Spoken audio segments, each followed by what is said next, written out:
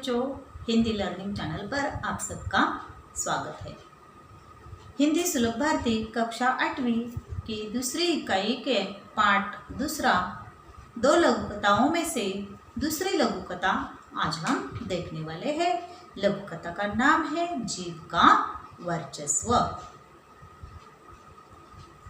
पंक्तिबद्ध और एकजुट रहने के कारण दांत बहुत दुस्साहसी हो गए थे।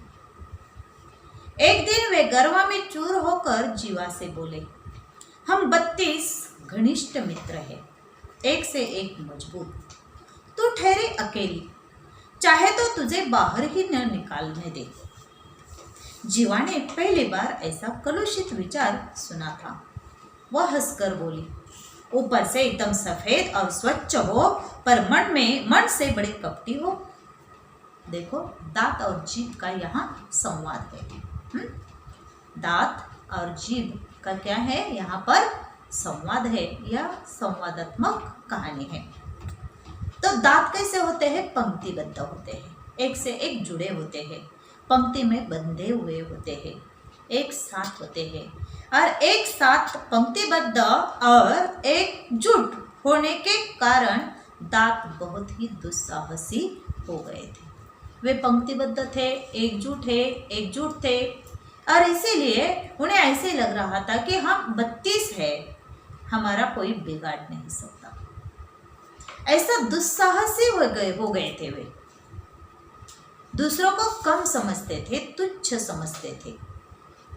एक दिन वे गर्व में चूर होकर जीवा से बोले और इसी कारण वे गर्विष्ठ बन गए थे। दांत कैसे हो गए थे? गर्विष्ठ हो गए थे। उन्हें गर्व हो गया था और गर्व में चूर होकर वे एक दिन जीवा से बोले। जीवा यानी जीभ। जीवा का अर्थ क्या है?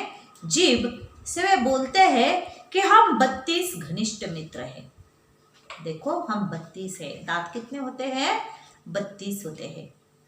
और वे 32 दांत एक पंक्तिबद्ध होते हैं, एक ही पंक्ति में होते हैं, इसलिए उनमें घनिष्ठता होती है।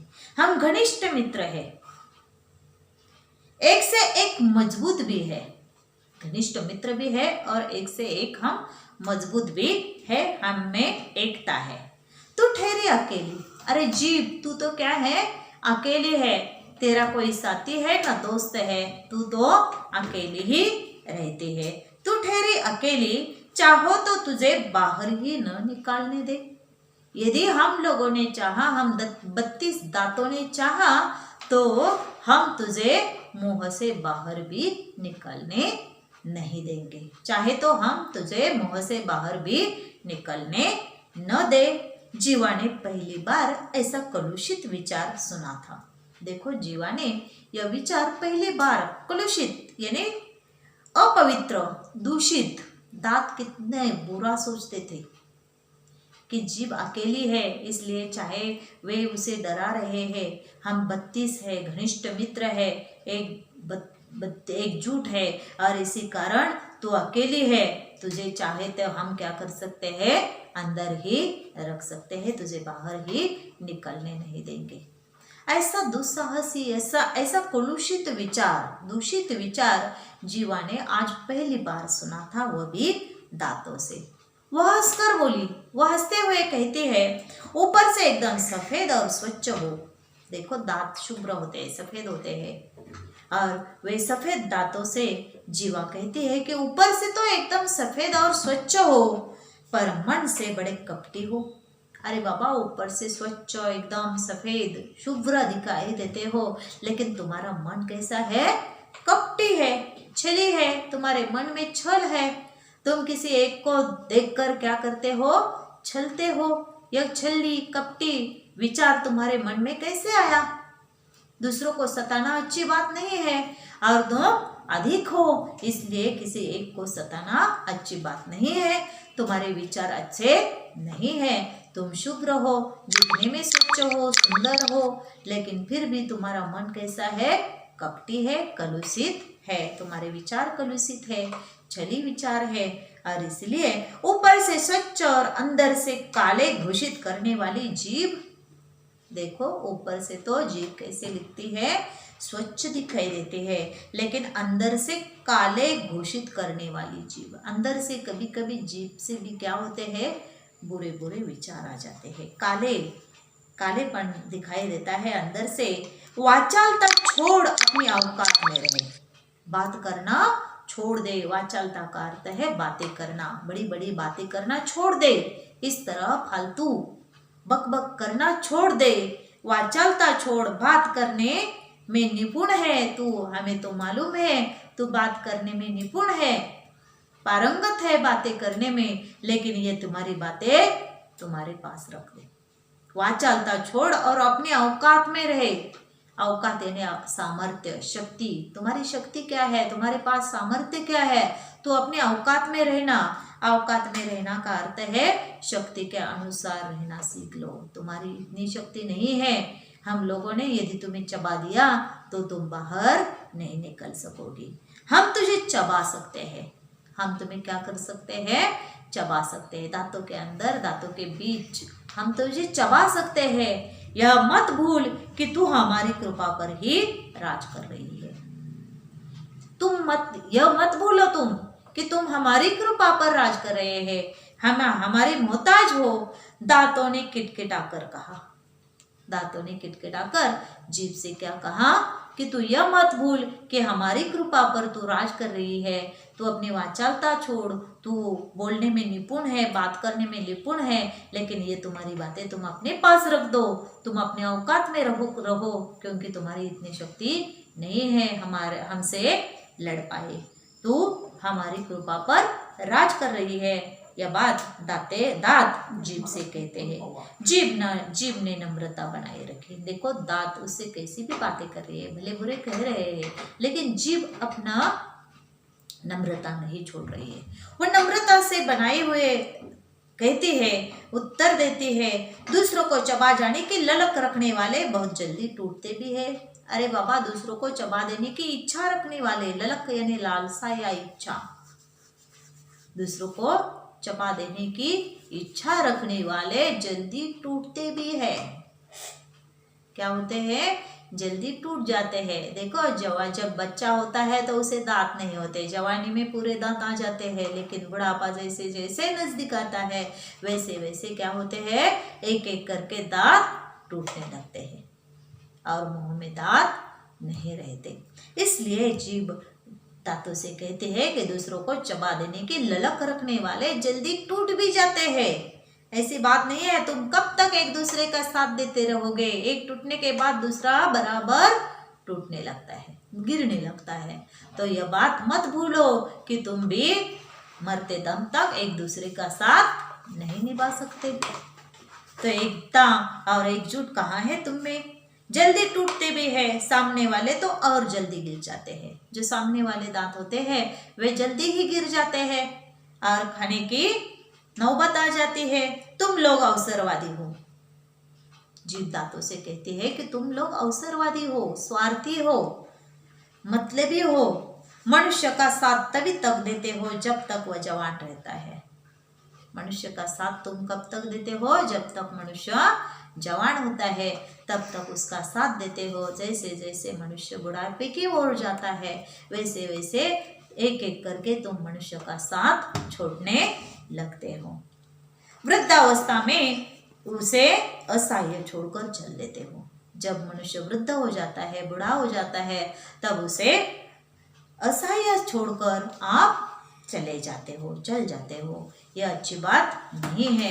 मैं तो उनका साथ देते रहती हूँ। शक्तिशाली दांत भी आखिर अपनी हार क्यों मानने लगे। दांत शक्तिशाली थे, वे अपनी हार आसानी से मानने वाले नहीं थे। आखिर क्यों मानने लगे। बोले हमारी जड़ें बहुत गहरी है। दांत कहते हैं कि हमारी जड़ ये क्या है, बहुत गहरी है। हमारे कड़े और नुकीलेपन के कारण बड़े बड़े हमसे थर्राते हैं। हमारे नुकीलेपन और कड़क दांतों के कारण क्या होते हैं, बड़े बड़े लोग हमसे घबराते हैं, डरते हैं, थर्राते हैं, यानी घबराना, भय से कांपना या कांपने लगते हैं बड़े बड़े लोग। जीवा ने विवेकपूर्ण उत्तर दिया। जीवा उसे नम्रता के साथ उत्तर देती है। तुम्हारे नुकीले या कड़ेपन का कार्यक्षेत्र मुंह के भीतर तक सीमित है। तुम्हारा यह नुकीलापन या कड़ेपन या कड़कपन जो है वह कहाँ तक सीमित है? दांत मुंह के अंदर तक सीमित है। उसे बाहर आने के बाद वह किसी काम के नहीं होते। विनम्रता से वह कहती हूँ कि तुम मुझ में दुनिया को प्रभावित करने और झुकाने की क्षमता है। वह विनम्रता से कहती है कि मुझ में पूरी दुनिया को प्रभावित करने और झुकाने की क्षमता है। तुम्हारी क्षमता मुंह के बाहर कुछ भी नहीं है, किसी काम के नहीं हो। जब तुम मुंह के बाहर आओगे तब तुम्हारा कोई काम नहीं होता। मुंह के भीतर ही तुम्हारा कार्य क्षेत्र मर्यादित है, लेकिन मेरा कार्य क्षेत्र जो है वह कार्य क्षेत्र पूरी दुनिया को झुकाने की ताकत जीभ में होती है। जीभ में क्या होती है? पूरी दुनिया को प्रभावित करने या उसे झुकाने की ताकत, क्षमता जीभ में होती है।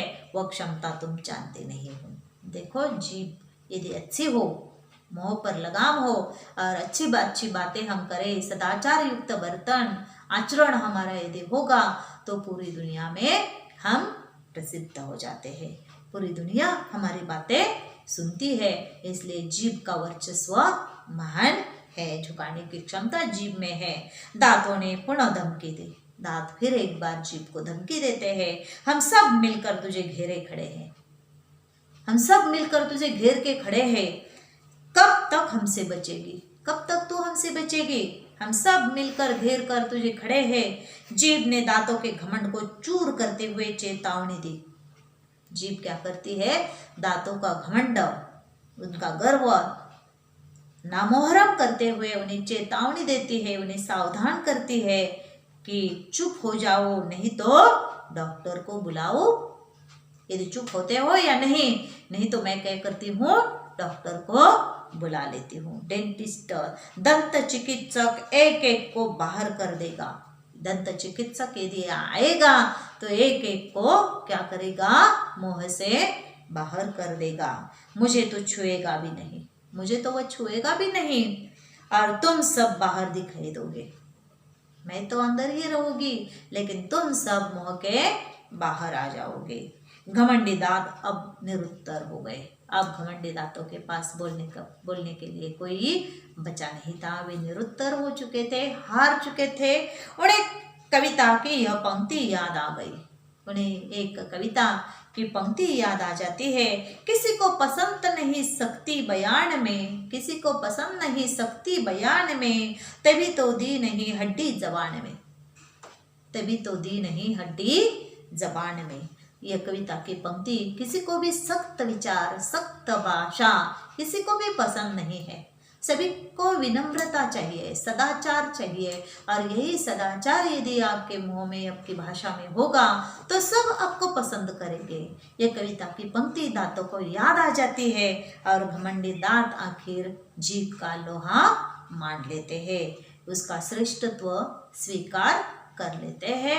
जीभ श्रेष्ठ है क्योंकि जीभ के अंदर सदाचार है, विनम्रता है, और इसीलिए जीभ ने अपना श्रेष्ठत्व सिद्ध किया है। दांत घमंडी है, यहाँ पर सिद्ध हो गया है। तो इस तरह है, इस कहानी के द्वारा सदाचारी वर्तन होना, विनम्रता से सबके साथ पेश आना, यह बात इस कहानी के द्वारा सीख मिलती है।